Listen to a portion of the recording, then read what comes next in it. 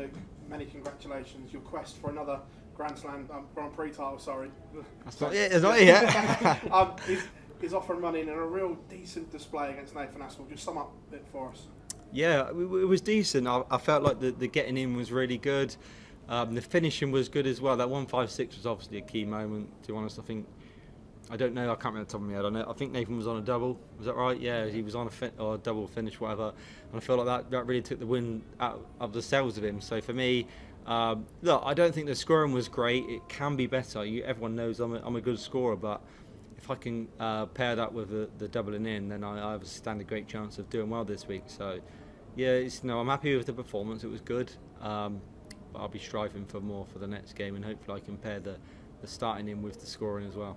When the draw's done and you get Nathan Aspinall, someone you played in the Premier League and on many big stages, does that focus you and like razor sharp because you know you've got to be on it from the off? Yeah, honestly, sometimes I feel like I get a lot of horrible draws in the European tours and that, and I'm like, for God's sake, I've got a really tough player. But then I think, hold on a minute, except for that first Euro Tour this year, I've not lost a first round game on it. So I think maybe the better players make me better. I don't know. Sometimes if you play players that you feel like you should be, or in a way it might make you relax a bit too much. I feel like when I know I've got a tough game, I really concentrate really hard. So maybe it's a good thing that I had them tough first round draws. And I mean, with Gian in the match play, it was a tough game as well. But it just didn't work out my way in that one. But now I'm thinking, I don't want to lose back-to-back first rounds in big major tournaments, and I've achieved that and not let that happen. This tournament brings out the best in you. You're going for 3 finals in a row. The fact it is so unique and you do so well, does that give you an edge, do you feel, because you know how to play this, where some people are still very hit and miss on the double in, double out?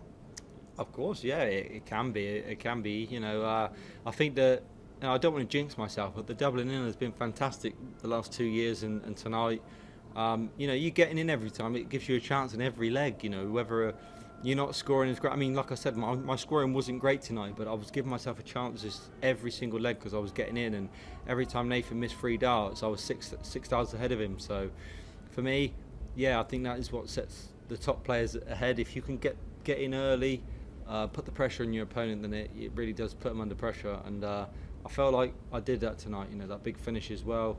I always have that in my locker. Just one big shot to really take the game away from someone, and that happened tonight.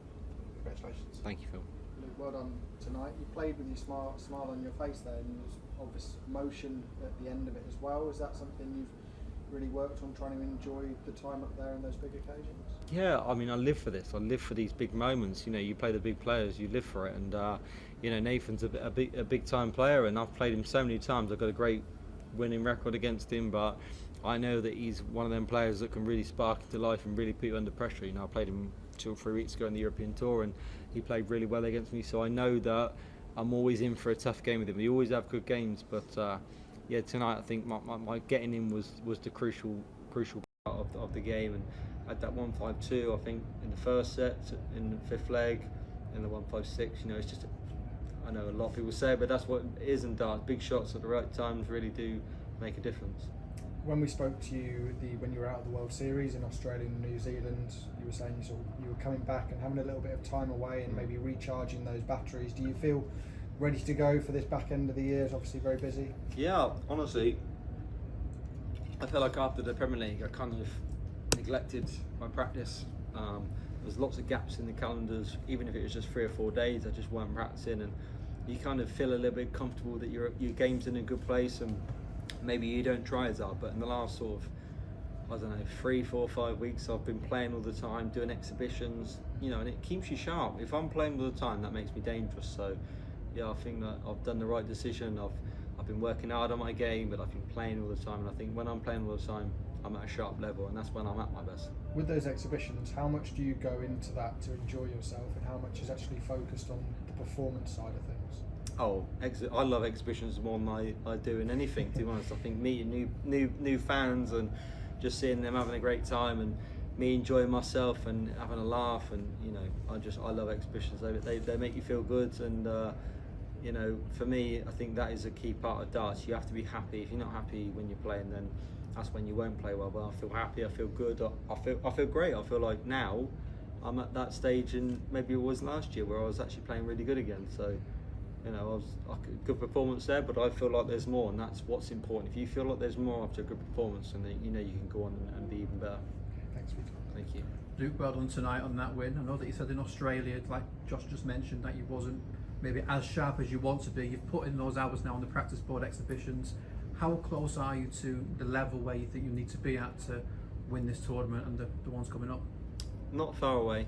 Yeah, not far away. I think, you know, everyone can see that the last 2 years before this year, I've not been at that level that we have seen. You know, in 2023, I was in the back end of that, you know, when I won the Grand Prix and the Grand Slam, I was at a level where it was really, really good, and everyone was like, okay, this guy's gonna dominate, and obviously I didn't think that, I told everyone that, but then 2024, I was really good again, you know, won the match play, won the Players again, and the World Cup, and, you know, obviously the Worlds didn't go great, but then this year is, like, I can't say this year ain't been great, it's been good as well, but I've not been at the level consistently, whereas I feel like now, I feel like I can get back there again, which is important. The confidence is in my mind. It's important not to be too overconfident. If you feel like it's all going to come back to you and you're going to start playing unbelievable, but I do feel good again, which is really important for the brain. This is the first major tournament where you're defending the winners' money from 2 years ago. Does that change the mindset, change the feeling, change the pressure, or is it just like any other tournament you played this year? No, I love it.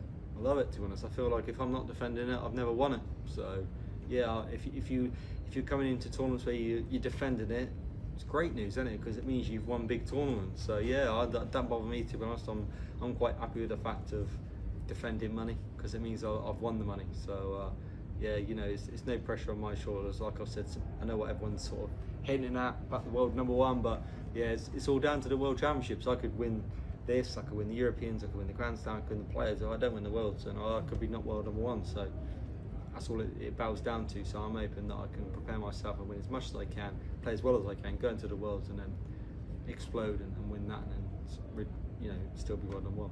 Thank you, Luke. Well done tonight. Thank you, mate. Many congrats, Luke. I just wanted to ask you about the recent announcement of darts going over to Saudi Arabia with the new World Series event. What's your immediate thoughts on that? Yeah, I mean, to be honest, I didn't really have a thought on it until like 1 or 2 days ago when it came out. So, but yeah, you know, I'm just a dart player. I'm here to play. If I get asked to play and get invited to play, that's all I'm doing. You know, wherever the PDC takes it, I'm going to go. I'm not sure if you watched the recent Matchroom documentary, but No.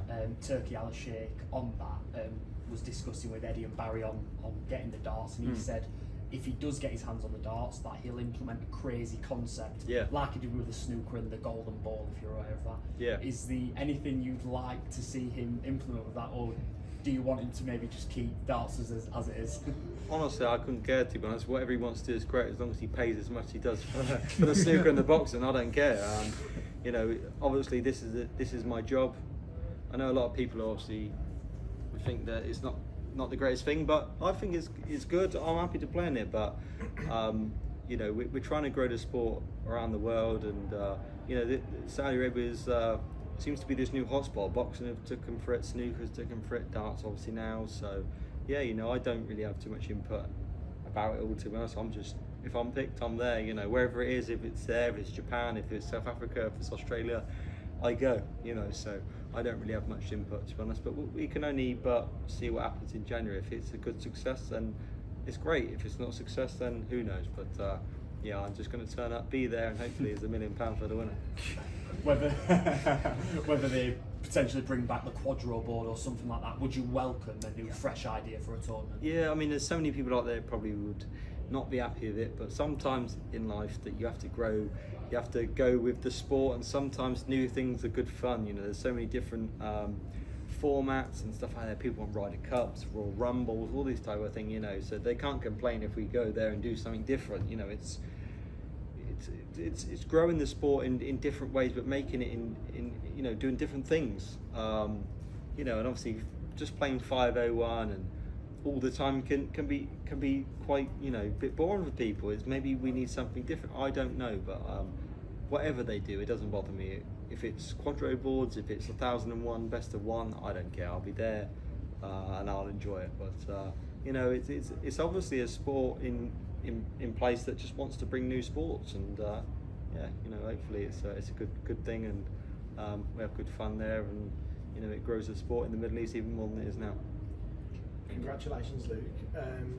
2 years ago, saw your first sort of PDC major and started a title run of things at the back end of the season. Just how special is it playing here, and what brings out the best in you? Yeah, well, I think the thing that brings out the best in me is the double in. I think it makes me a better player. I think my double 16 hitting has always been really good over the last 3 or 4 years, but definitely, you know, the last 3 years coming here, it's been great. And yeah, I just think my doubling in is what brings out the best in me. And you know, for me last year it was obviously a disappointment not to win, because I felt like I could have been 2-0 up in sets. It could be a different game, but you know, Mike deserved his win. You know, it was fully deserved. But yeah, I think the doubling does bring out the best in me. I love double 16 too. And it's Krzysztof Ratajski next in the second round. Any thoughts on that game?